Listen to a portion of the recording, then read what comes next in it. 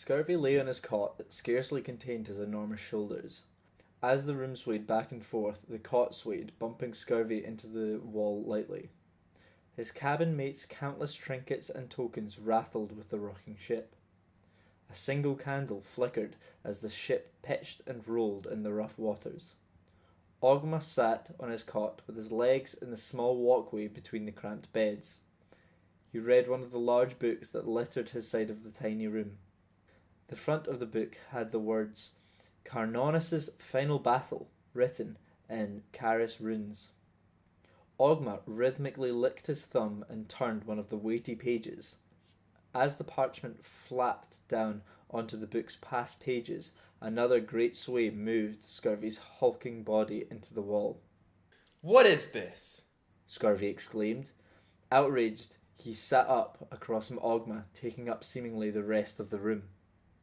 As Scurvy looked around the room at the shaking walls and rattling trinkets, he heard countless footsteps passing the door and on the wood overhead.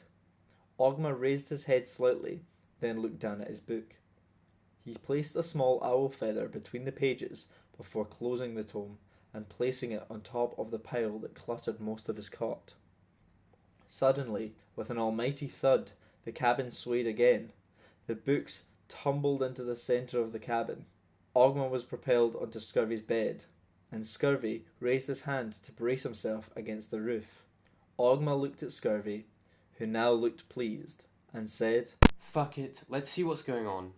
Both of them got out of their cots and filed through the small door out onto one of the lower decks of Captain Flinto's ship. People were desperately scurrying to the ladder to the upper deck, holding weapons, armaments, and barrels of supplies. In another moment, there was another heave of the deck, and everybody swayed with it. Ogma, as he did, vanished into the crowd, and Scurvy asked a passer-by what was happening. "The Navy's coming right up our arse," the crewman replied, before carrying the bundle of weapons up to the top deck. Scurvy immediately became aware of a tremendous amount of splashing. The ship must be shedding weight to outrun the Navy. Scurvy hurried to help, but then noticed two men coming out of his quarters, holding Ogma's books and some of their possessions. The two men dropped their belongings and scurried away to find other, less protected weights to drop. Scurvy snatched his enormous sword from the pile of weapons, and then found one of Ogma's favoured relics, a small, fragmented dagger covered in Caris engravings. Scurvy entered his room and yanked his bed frame out of the wall. He pulled the tattered wood out of the room and carried the bed on one shoulder onto the deck.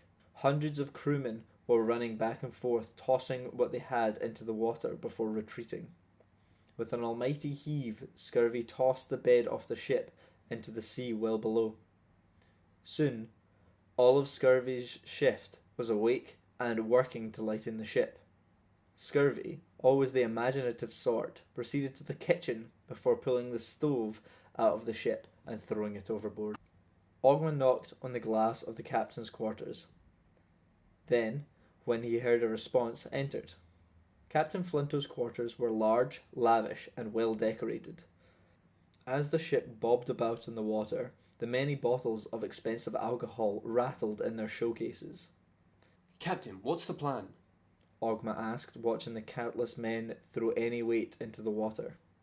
"I don't know, Ogma. That bastarding ship is the fastest in the fleet. We can't outrun it. We need to find an island. Tartaru is here." The captain showed the moon-shaped island where pirates and other state-defined scoundrels are safe to Ogma. "But it is 13 hours away.